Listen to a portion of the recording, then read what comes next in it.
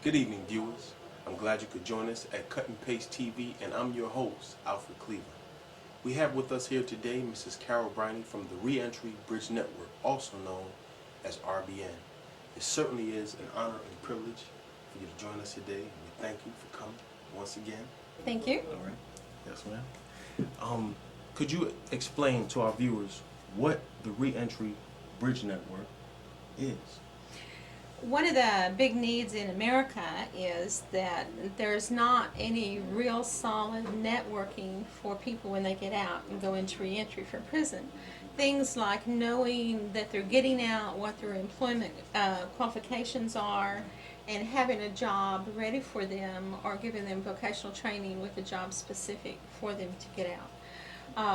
There are a lot of organizations, individuals, and companies across America that have already created opportunities for people that have done prison time to take advantage of, but there's not a place that all of those are strung together. I call those pearls when I find them.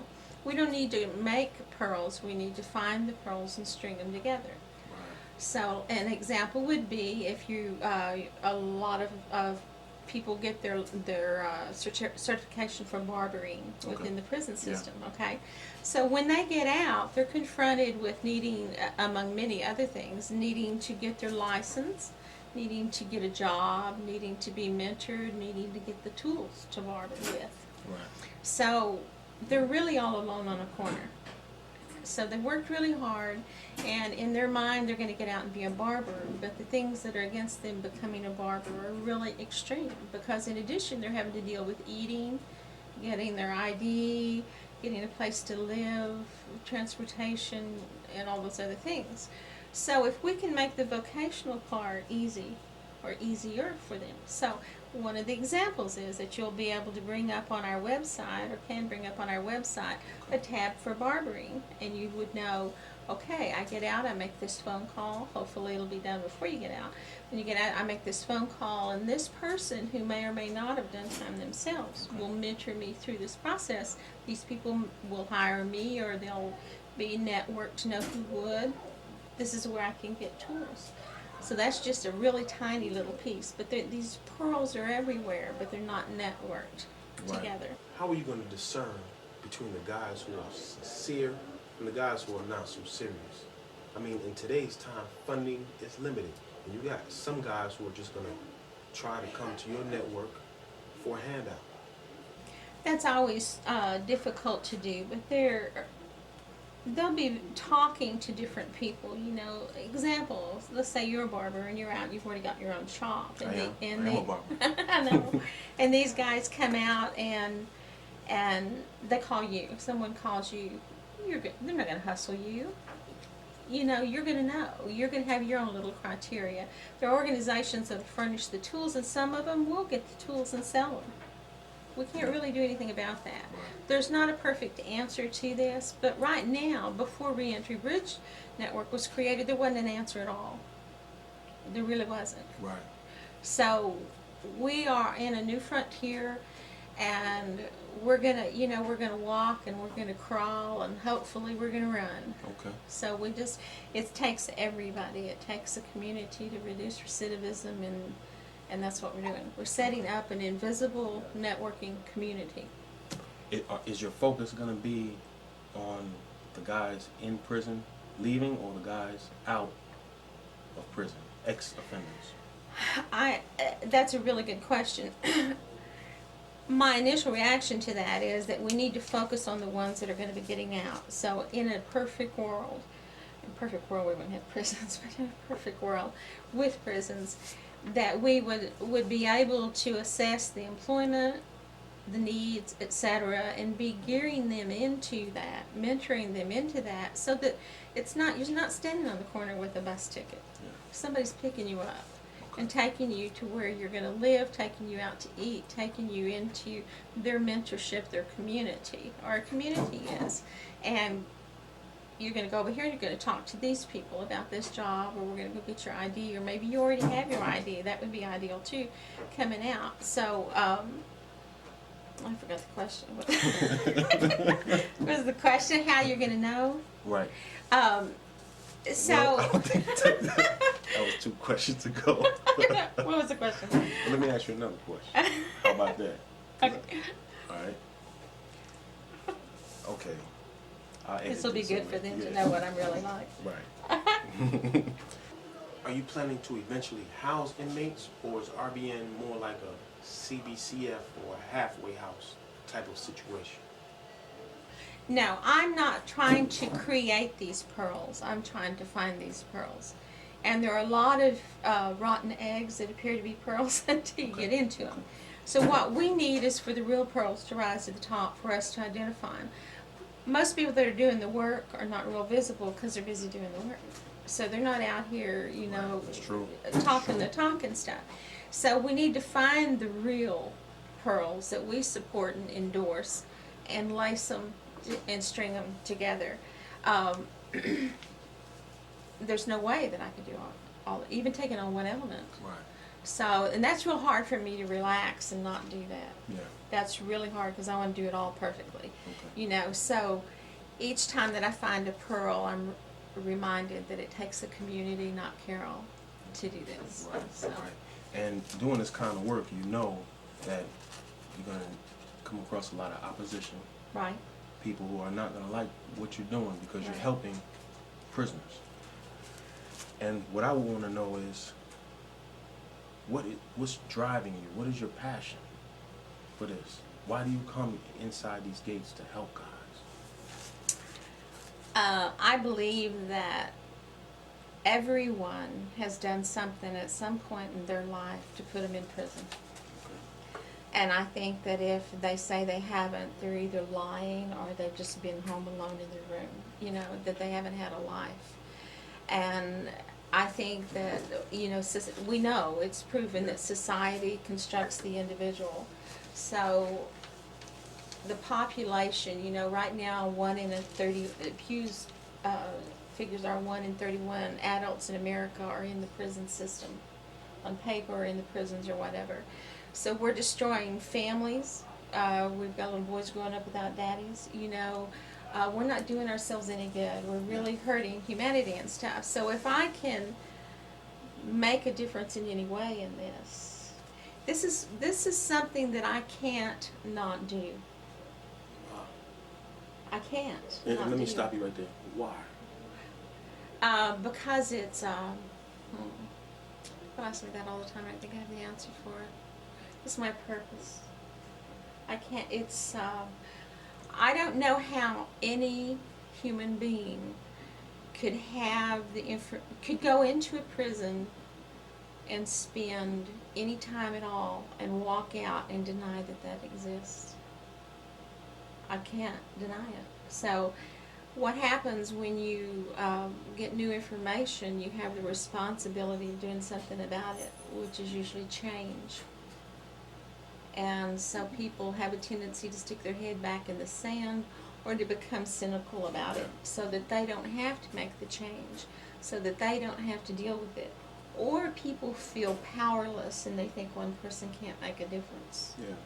Yeah. So there are a lot of reasons, and I'm trying not to be cynical and judgmental because everyone's not in here doing this, you know. But the reality is people don't get invitations to do this. It's very difficult to do this. It's hard to get in here. To quote Michael Randall, the assistant director of Ohio Department of Rehab and Corrections, Mike says, "Miss Briney, we're not the easiest people to work with. You just have to keep trying. Yeah. Just have to keep trying." And he's right. Yeah. He's right. But I love it. I love the work. You know, if I could be in a prison every day, I'd be in a prison every day. Yeah. Well, it's good. We got a good warden here. Mm-hmm. Good deputy warden. Mm-hmm. Very supportive of these types of programs. Yes, sir. And that's always a big help. We have a ministry here. It's called More Ministries, Men of Righteous Encouragement. And its focus is reentry, but the spiritual side of reentry. Mm-hmm. Helping guys network with churches, as well as employment, but mentors and things of that nature. Does the Reentry Bridge Network have a spiritual component for guys who are about to be released? Yes, it does. And I think we would be very, very foolish to think that you don't have to have that first, really. Because we are humans. and we are seeking our higher selves, our higher power, whether we want to admit that or not. Right. So, where the change happens between a professional criminal doing something else, but between someone getting out of prison, whether they were guilty or innocent, and going back to crime or going to crime to survive on the outside, all that happens on the spiritual plane, on the shifts. The churches in America are social bases or social oases across America. No matter what church they are, they're an oasis. They're a social fixture. Right. America's built around them and stuff. So if they are in fact churches that really do embrace humanity, that really will help, then I want them networked in. If they're churches that say they do but they don't, they're looking for their own jewels in their own crown, then they're going to do more damage than they are good. If they're churches that go into prisons for their own glory, rather than to connect and stay connected to lives when they get out, then they're doing more harm than they are good. What about other religious persuasions? Are you connected with them? Islam? Any Jew, religious any persuasion. Okay. It takes it all. You know, in my opinion, we have different religious persuasions because different people are on different paths. Right. You know, it's like having a Neiman Marcus and a Kmart in the same town. They both have an equal amount of customers for a reason. Yeah. You know. Now, say if I'm an author, I'm an inmate who writes, loves to write, and I'm trying to get a book published. Mm-hmm. How can RBN help me?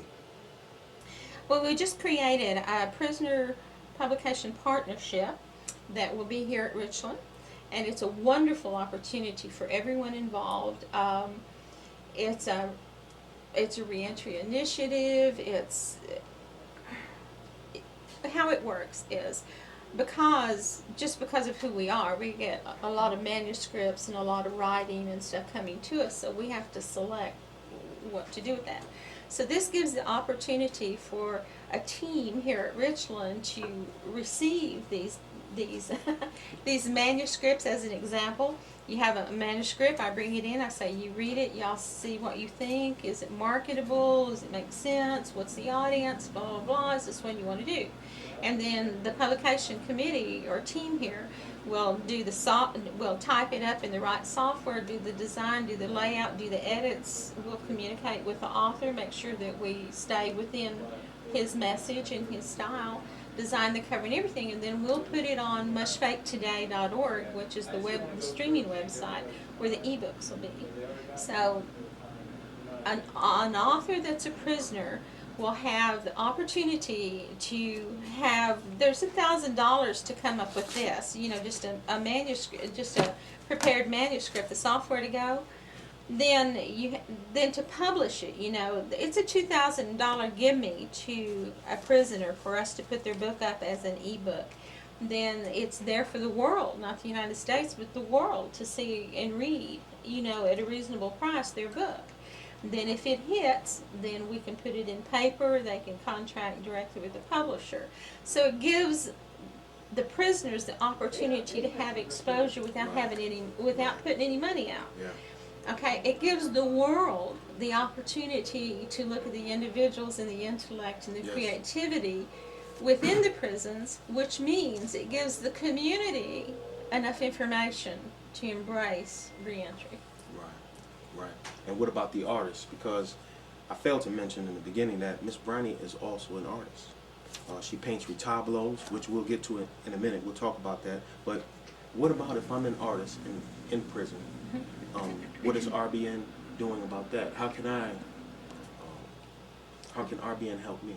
There are several different ways that RBN can help. The first thing that we did was, and this was like a 5-year process of let's just say my persistence and tenacity came in handy. And so we printed, the first book was all full color artwork from 43 prisoners, 103 images. It's 100 pages long, and it's called the Prison Coffee Table Book Volume 1. So we limited it to 100 pages so that families and everyone could afford it, even though I had 700 images that could go in it. So the artists got exposure through that book, and we continue publishing collectives and collaborative books, okay? But in addition to that, on our website, mushfaketoday.org, is the National Prison Art Museum. Okay.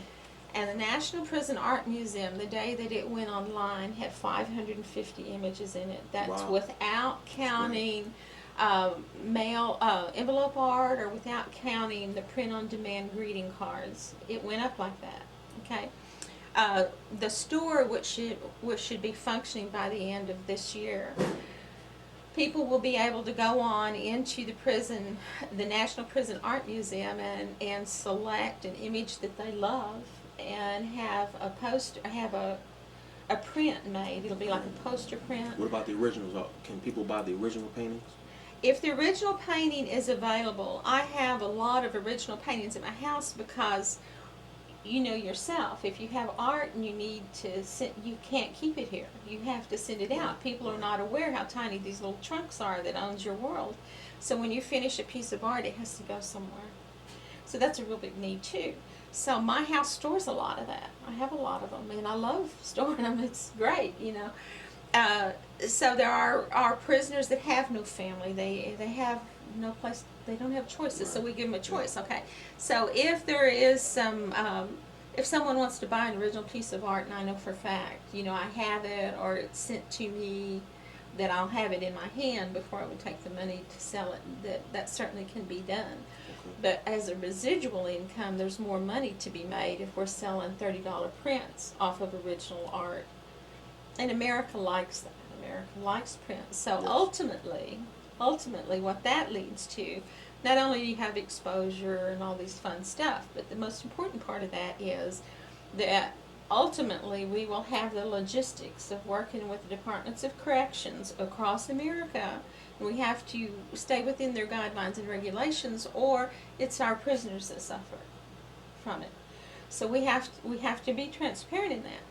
So in our store, where you could buy prints from this artwork, ultimately a percentage of that could go, say you have family and you want your money to go to your family. Yeah. It gives you a way to provide, because men possess, provide, and protect for your family.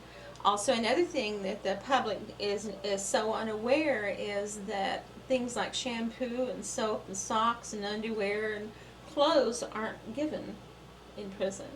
And so tiny little things like those, you know, the prisoners need a way to be able to buy everyday hygiene, simple snacks and things like that. And if that ability is given, then the hustle and the crime that has to go on, I say has to, go on inside prisons in order to have what you need for daily survival.